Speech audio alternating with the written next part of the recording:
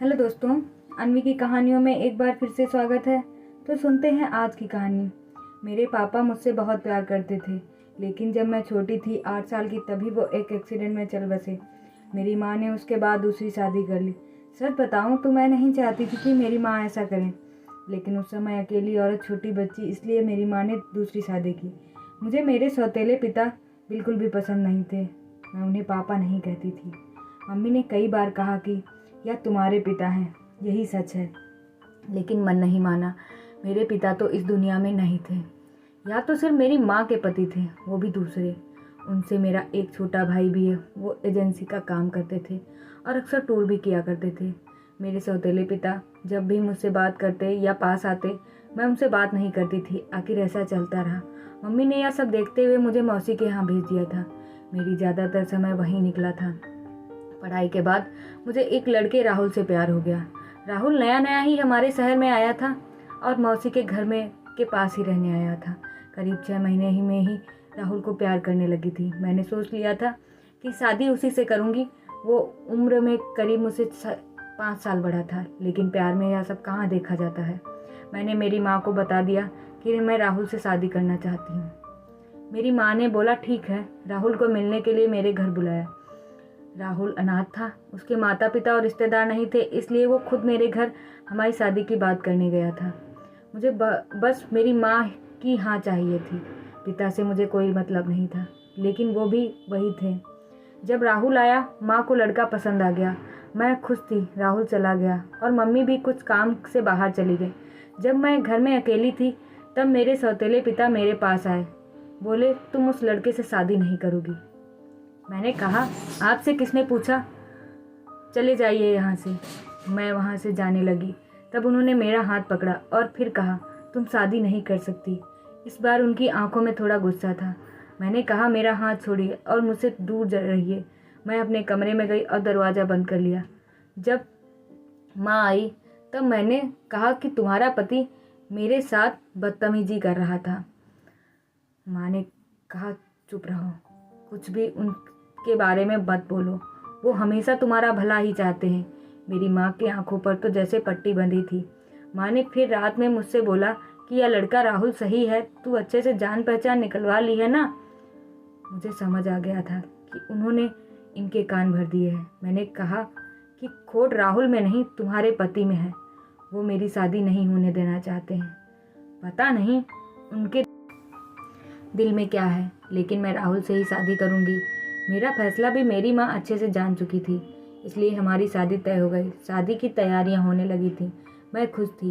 इस दौरान मैंने उनकी आंखों में एक अजीब सी बेचैनी देखी। मुझे साफ दिखाई दे रहा था कि वो शादी नहीं होने देना चाहते। इसलिए मेरी शादी की रात मुझे किसी ने ही किडनैप कर लिया और मैं एक कमरे में पड़ी हुई थी। इसी दौरान एक दरवाज़ा खुला और सामने थे मेरे सौतेले पिता। उन्होंने मेरे साथ यह किया था, पर आखिर वो मुझे यहाँ क्यों उठा कर लाए थे? मुझे वो पसंद नहीं थे, लेकिन वो इस हद तक गिरे मुझे नहीं पता था। ऐसे तो मैंने उनके बारे में सोचा भी नहीं था। यही सब सोच रही थी, तब वो बोले, मैं तुम्हारी शादी उस लड़के से नहीं होने दूंगा। वो खाना लेकर आए थे। उन्होंने मेरा मुंह खोला। मन कर रहा।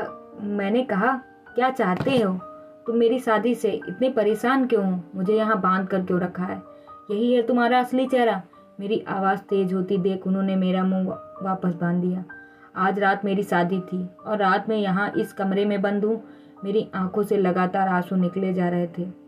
मैं सोच रही थी कि सारी गलती मेरी माँ की है, जो इस आदमी से शादी कर ली। रात को फिर वो मेरे कमरे में आए। इस बार कमरे में आते ही कहा, आज तुम्हारी शादी थी, लेकिन मैं नहीं चाहता था कि तुम उस लड़के से शादी करो।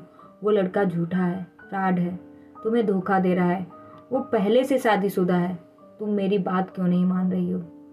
इसलिए मैं तुम्हें यहाँ इस तरह लाना पड़ा, लेकिन तुम्हारे भले के लिए ही मैं कुछ कर रहा हूँ। मैं 3 साल जब पहले शहर के बाहर कुछ काम के लिए गया था, तब मुझे यह लड़का होटल में एक लड़की के साथ दिखा था। मुझे इसलिए याद है क्योंकि वो लड़की मेरे जानने वाले दोस्त को जानती थी। उस समय उसने उससे बात की थी, जब भी वो चुप था और मुंह छिपा रहा था। जब तुम उसे घर लाई, तब मुझे लगा यह वही है, इसलिए मैंने तुम्हें मना कर दिया था। मैं जानता था कि तुम अपने पापा की बात कभी नहीं मानोगी, लेकिन मैं तुम्हें हमेशा अपनी बेटी मानता हूँ और मैं वही करूँगा जिसमें तुम्हारी भलाई हो।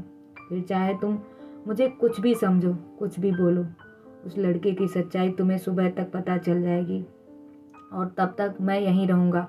और वहाँ से दरवाज़ा बंद करके चले गए। सुबह वो वापस आए, साथ में माँ थी। माँ ने पहले आते ही मेरा मुंह और हाथ खोला। मैंने मम्मी से कहा, देखो इस आदमी ने मेरे साथ क्या किया है। अभी तक मुझे उनकी बातों पर रत्ती भर भी विश्वास नहीं था।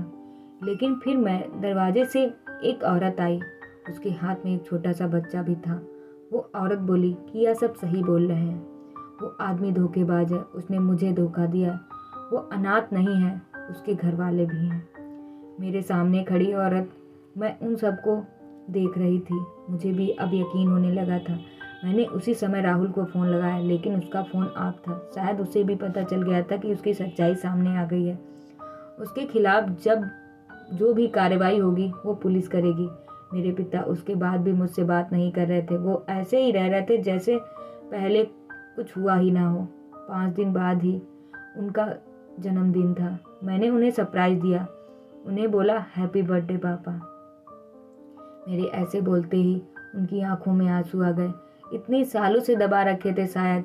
बोले बेटा, बस अब मुझे ज़िंदगी से कोई शिकायत नहीं है, अब मुझे कुछ नहीं चाहिए। तुमने मुझे पापा कहा, बस इतना ही मैं सुनना चाहता था। तब मुझे समझ आया कि मैं कितनी कच्ची हूँ इंसान पहचानने में। बस इतनी सी है ये कहानी। दोस्तों, अगर स्टोरी अच्छी लगी हो तो प्लीज़ चैनल को लाइक, सब्सक्राइब एंड शेयर ज़रूर करिएगा।